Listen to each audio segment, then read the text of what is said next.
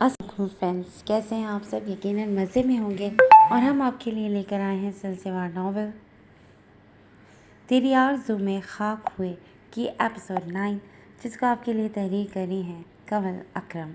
तो फिर चलते हैं नई एपिसोड की तरफ। वो खाने की ट्रे लेकर कमरे में आया तो कमरे में कोई नहीं था। उसने इर्द गिर्द नज़रें दौड़ाई तो ड्रेसिंग रूम का दरवाज़ा खुला पाया। वो ट्रे साइड टेबल पर रख कर ड्रेसिंग रूम की जाने बढ़ा। खुले दरवाजे से वो अंदर दाखिल हुआ तो सामने ही वो खड़ी अलमारी से कुछ निकाल रही थी। खटके की आवाज़ पर मुड़ी तो सामने ही अफरासियाब को पाया, जो फुर्सत से उसका जायज़ा ले रहा था। खुद पर गौर किया तो सर पीट कर रह गई। वो दुपट्टे से बेनियाज उसके सामने खड़ी थी।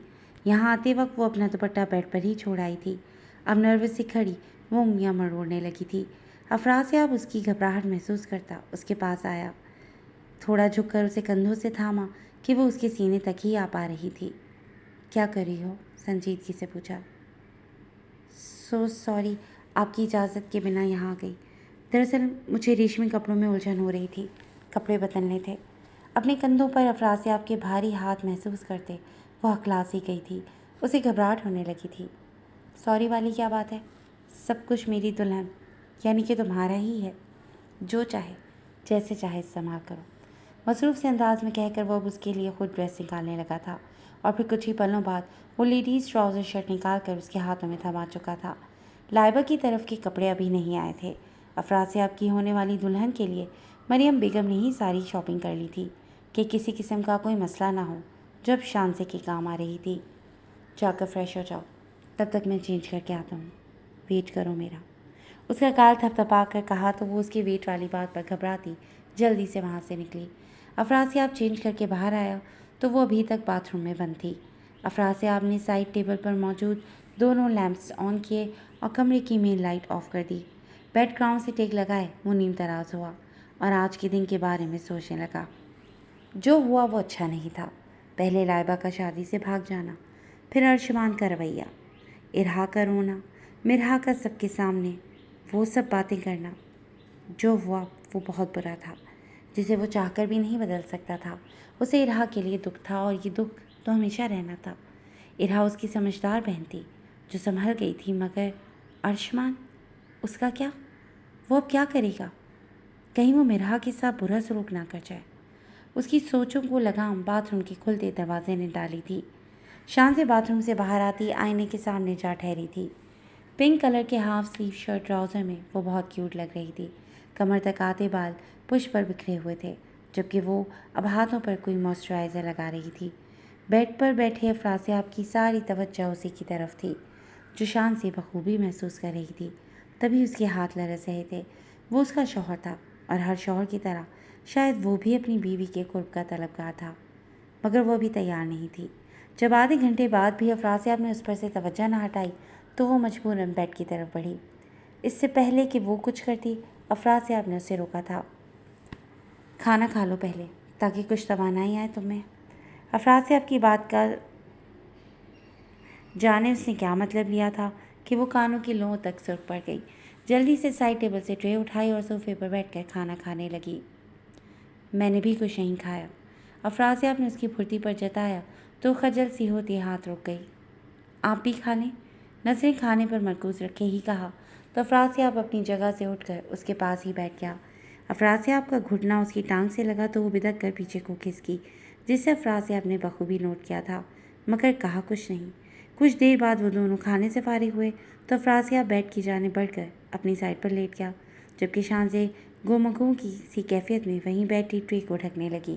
कुछ देर बाद वो फैसला करती सोफे से उठी और बेड की जाने बढ़ी। वहाँ से तकिया और चादर ली और 3 सीटर सोफे पर रखकर सर से पैर तक चादर ओढ़ ली।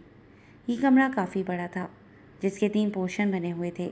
एक में सोफे सेट किए गए थे, एक तरफ ड्रेसिंग टेबल, जबकि कमरे के एक जानिब जहाज़ी साइज बेड मौजूद था।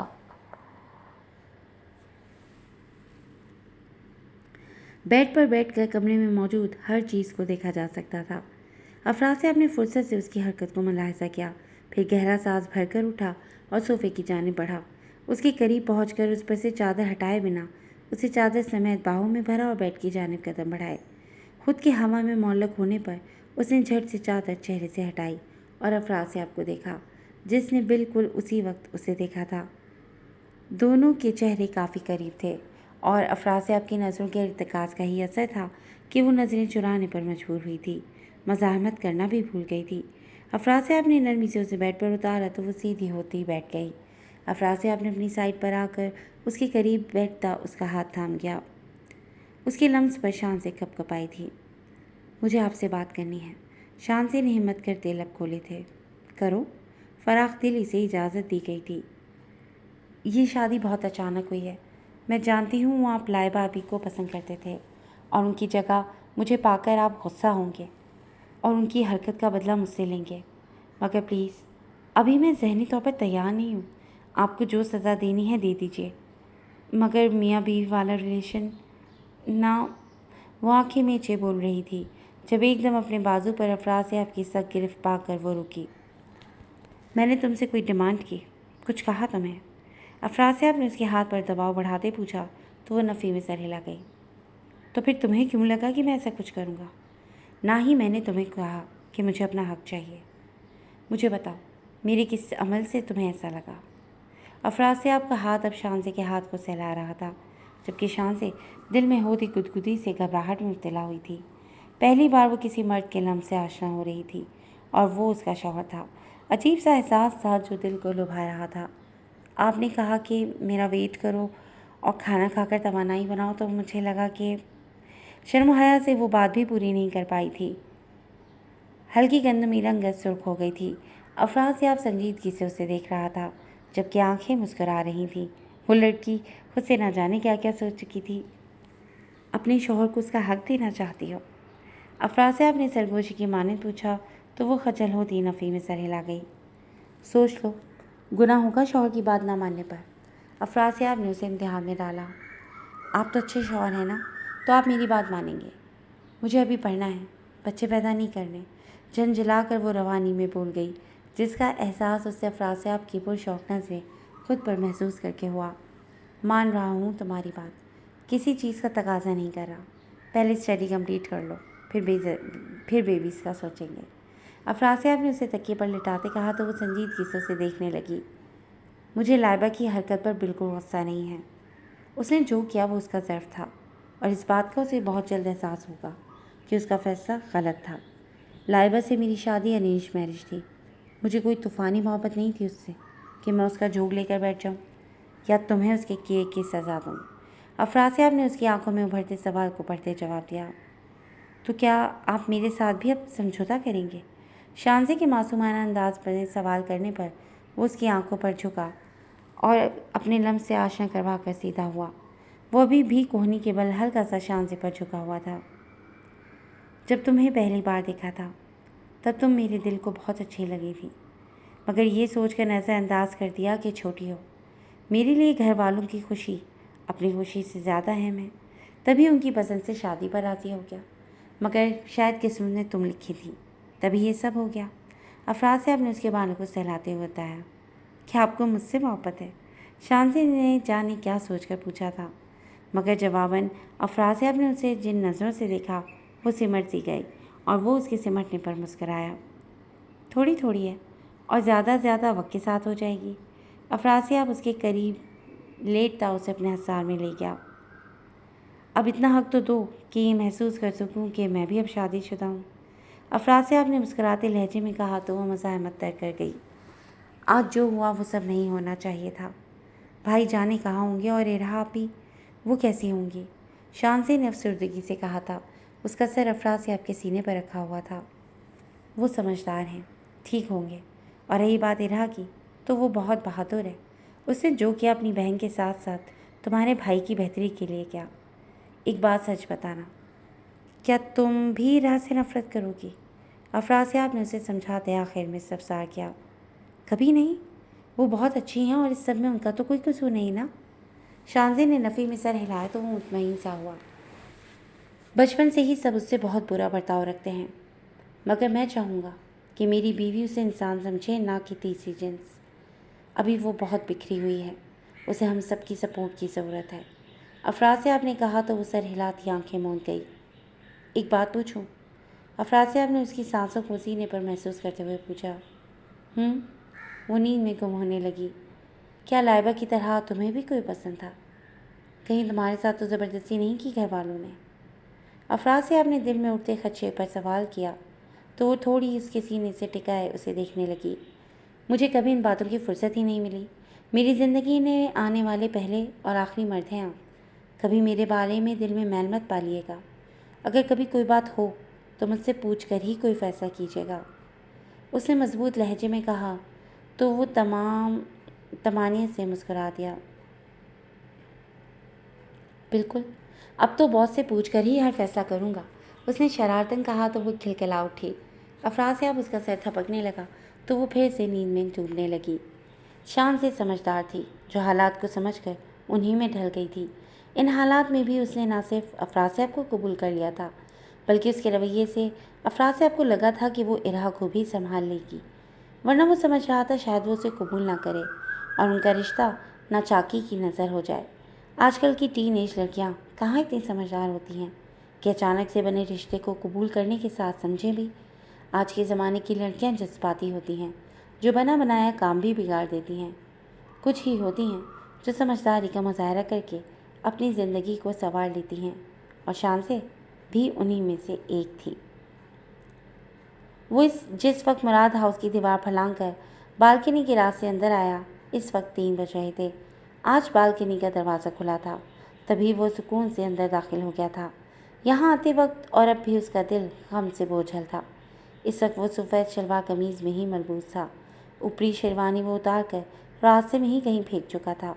लड़खड़ाते कदमों से वो अंदर आया तो सामने ही नीम अंधेरे में कोई वजूद बेड पर महवे istirahat नजर आया। वो साइड लैम्प ऑन करता उसकी रोशनी में वहाँ मौजूद वजूद के चेहरे को तकने लगा। उसके गालों पर आंसुओं के मिटे मिटे निशान थे, जैसे वो रोते रोते सोई हो। अर्शमान के दिल को जैसे किसी ने नोच लिया था। एक बार फिर उसका दिल बोझल हुआ था। एक बार फिर उसकी आंखें नम होने लगी थीं। एक बार फिर सीने में कहीं चुभन सी हुई थी। सामने मौजूद उसकी मोहब्बत उसकी दस्तरस से बाहर थी और वजह बहुत दर्दनाक थी। दरीचे से झांकती वो लड़की अजीब दुख से भरी हुई है कि उसके आंगन में फूल पर एक नीली तितली मरी हुई है। कभी अजानों में खोई खोई, कभी नमाज़ों में रोई रोई वो ऐसे दुनिया को देखती है कि जैसे उससे डरी हुई है। वो यकटक उसे देखता बाकी हर शय से लापरवाह था, जैसे वो सिर्फ उसी को देखते रहना चाहता हो। उसकी नज़रों का इर्तिकाज़ था या रोशनी की चुभन, वो कसमसाई थी, मगर अर्शमान की पोजीशन में कोई फ़र्क नहीं आया था। अपना नर्म और मुलायम हाथ आँखों पे रखती जैसे वो रोशनी की चुभन से बचना चाह रही थी। अर्शमान उसकी हर हरकत को देखता उसे जैसे दिल में बसा रहा था। अचानक उसने आँखों से हाथ हटाया और मुंदी मुंदी आँखें खोलकर इर्द गिर्द का जायज़ा लिया, मगर कहीं और देखने की ज़रूरत ही नहीं पड़ी। उसकी पहली नज़र ही सीधी अर्शमान पर गई थी, जो बिल्कुल उसके सामने उसके पहलू में बैठा था। वो बौखलाकर कोहनियों के बल पीछे को खिसकती उठ बैठी थी। जल्दी से दुपट्टा ओढ़कर खुद को ढांपा था। आज भी वो मर्दाना ट्राउज़र शर्ट में मलबूस थी और आज भी बहुत प्यारी लग रही थी। अर्शमान की आंखों में अभी भी मोहब्बत थी, जो वो देख पाती अगर अर्शमान को देख रही होती तो। वो उसके अलावा कमरे की हर चीज़ को देख रही थी। अर्शमान ने उसकी नज़रों का ताक़ुब किया तो नज़र उसके लड़कों के स्टाइल में सजे कमरे पर जा पड़ी। उसका हलक तक कड़वा हुआ था। क्यों आए हैं यहाँ? वो यकटक उसे देखता रहा तो वो बोलने पर मजबूर हुई थी। आज वो उस पर तल्ख नहीं हो सकती थी कि उसकी नज़रें इरहा को भी गम से निढाल कर रही थी, मगर वो उसकी खाली नज़रें नहीं भूल सकती थी जो उसकी हकीकत जानने के बाद हो गई थी। पता नहीं, बेबस सा लहजा था। इरहा के आंसू उसके गालों पर लुढ़के थे। दिल ने शोर मचाया था। मेरे साथ ऐसा क्यों हुआ? इरहा की चुप पर अर्शमान ने पूछा था।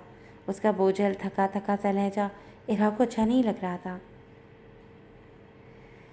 मैंने अपनी ज़ात के हवाले से यही सवाल बहुत पहले शायद अपने बचपन में खुदा से किया था कि मेरे साथ ऐसा क्यों हुआ, मगर जवाब नहीं मिला था।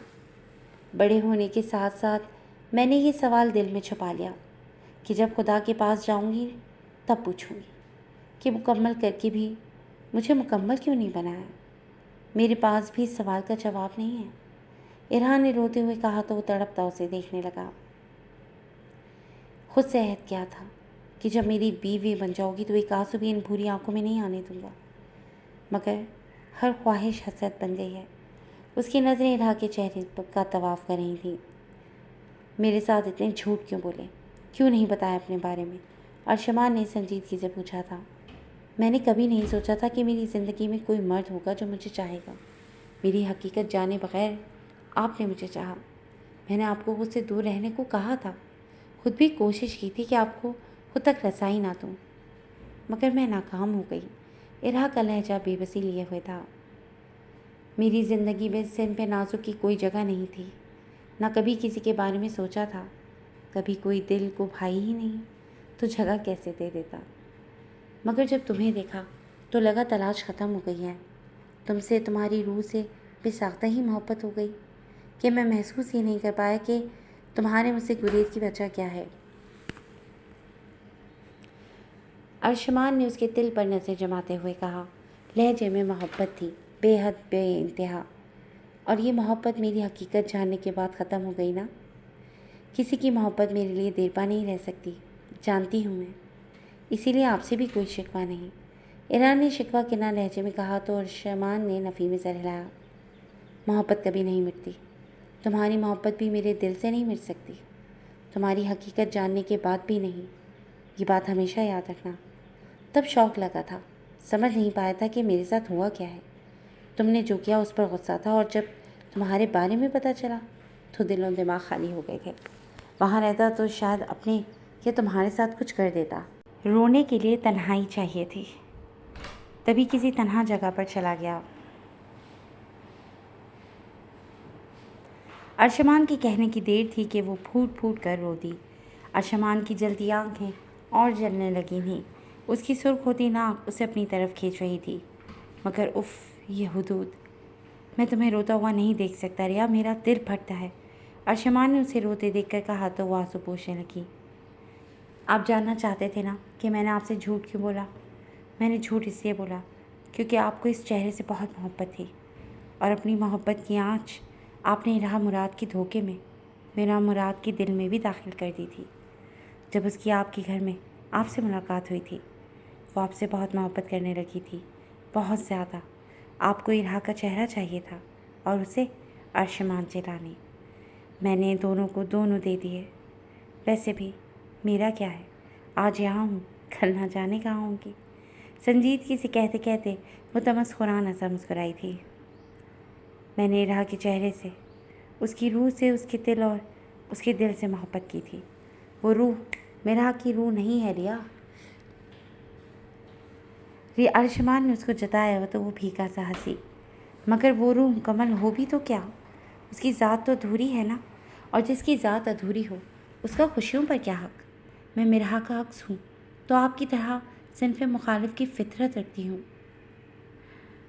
मैं मर्द नहीं हूँ, ना ही औरत हूँ। मैं तीसरी जिन्स समझते हैं ना, ख्वाजा सिरा हूँ मैं। एक मर्द और औरत के एक दूसरे के तकाज़ों से मुबर्रा हूँ मैं।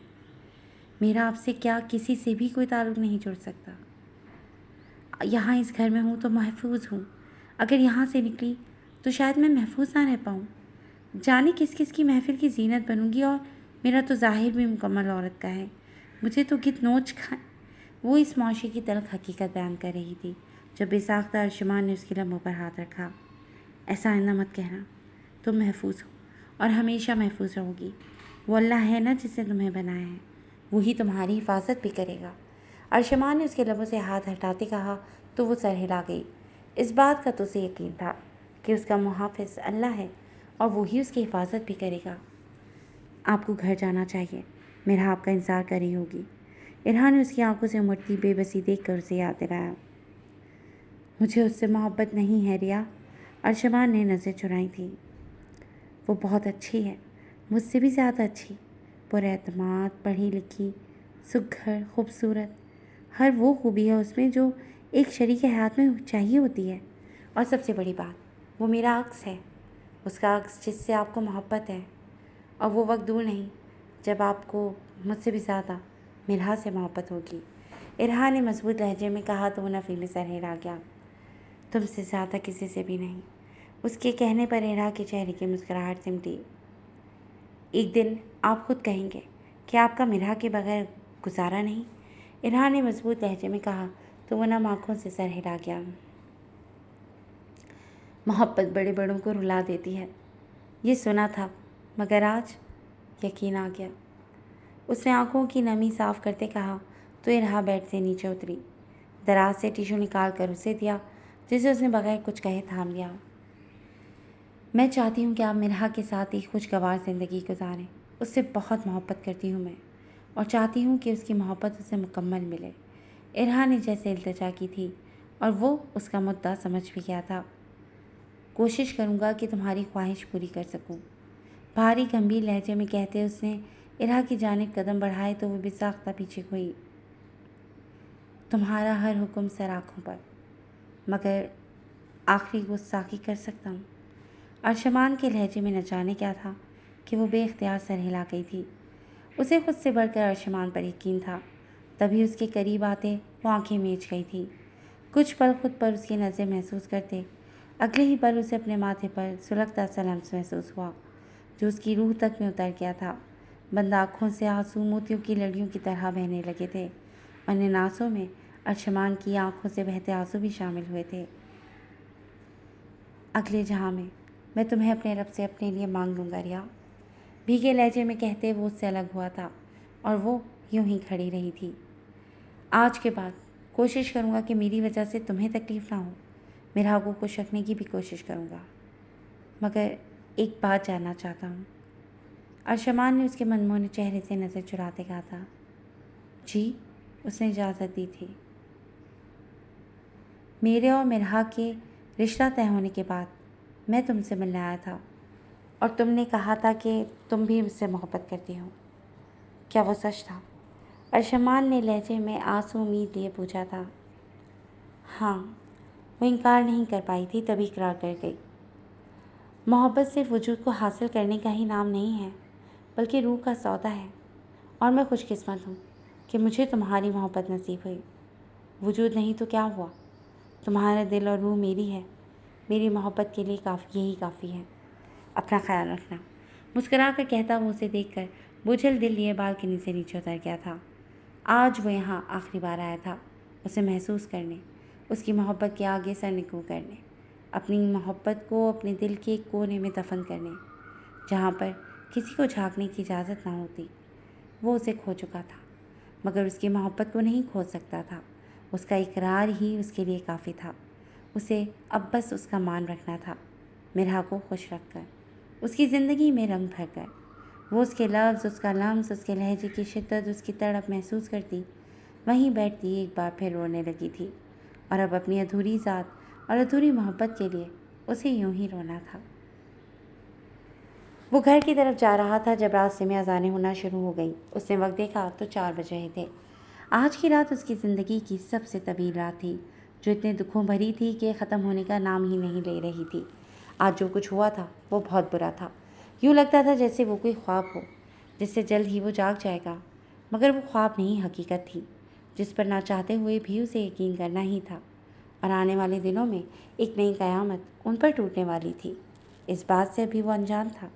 वो घर के सामने गाड़ी खड़ी करके उतरा और गेट बजाया। कुछ देर बाद चौकीदार अंदर से बाहर निकला और अर्शमान को देखकर गेट खोला। अर्शमान ने गाड़ी अंदर पार्क की और फिर गाड़ी से उतरकर अपने कमरे की जानिब बढ़ने लगा। लाउंज में अंधेरा छाया हुआ था। बस लॉन में जल रही लाइट की वजह से रोशनी खिड़कियों में अंदर आती लाउंज को नींद तारीकी बख्श रही थी। सब कमरों के दरवाजे बंद थे और सन्नाटा सा छाया हुआ था। वो गहरा सांस भरता सीढ़ियाँ चढ़कर ऊपर अपने कमरे में आया तो लाइट जल रही थी। अचंभे से इर्द गिर्द देखता वो कमरे में दाखिल हुआ तो अपनी जगह पर ठहर गया। सामने ही कोने में वो जा नमाज बिछाए नमाज अदा करने में मसरूफ़ थी। दुपट्टे को हिजाब की मानिंद सर पर लपेट रखा था और इर्द गिर्द से बेनियाज थी। उसे वो बिल्कुल इरहा ही लगी थी, उसकी तरह मासूम और पुरनूर। वो दूसरी इरहा ही तो थी। उसे देखकर वो नए सिरे से अज़ियत में मुब्तला होता ड्रेसिंग रूम की जाने बढ़ गया। वापस आया तो उसके हाथ में भूरे रंग का शलवार कमीज़ था। वो कपड़े लेकर बाथरूम में घुस गया। 15 मिनट बाद वो फ्रेश होकर कमरे में आया। वो तो सामने ही सोफे पर बैठी कुरान पाक पढ़ रही थी। सर पर रुमाल बांधकर उसने जानमाज की तलाश में नज़रें दौड़ाईं। फिर उस जानमाज पर नज़र पड़ी जिस पर कुछ देर पहले मिरहा ने नमाज अदा की थी। उसने उसका एक तरफ रखा जानमाज उठाकर बिछाया और नमाज अदा करने लगा। अपने रब के हुजूर हाजिर लगाकर उसने सलाम फेरा और दुआ के लिए हाथ उठाए। एक बार फिर उसका दिल चलने लगा। समझ ना आया क्या मांगे। मैं ये नहीं मांगूंगा कि मेरे दिल से इरहा की मोहब्बत निकाल दे, क्योंकि मैं खुद भी ये नहीं चाहता। बस मेरे दिल को मिरहा के हक़ में नरम कर दे। वो इरहा का अक्स है और उसे बहुत अजीज़ भी। मैं उसे दुख नहीं देना चाहता। या मेरे अल्लाह, मेरे दिल में मिरहा के लिए मोहब्बत की गुंजाइश पैदा कर दे। दिल में खुदा से मुखातिब होता हुआ इल्तिजा कर रहा था। इरहा को मिरहा से बहुत मोहब्बत थी, फिर वो कैसे उसे तकलीफ़ में देख सकता था।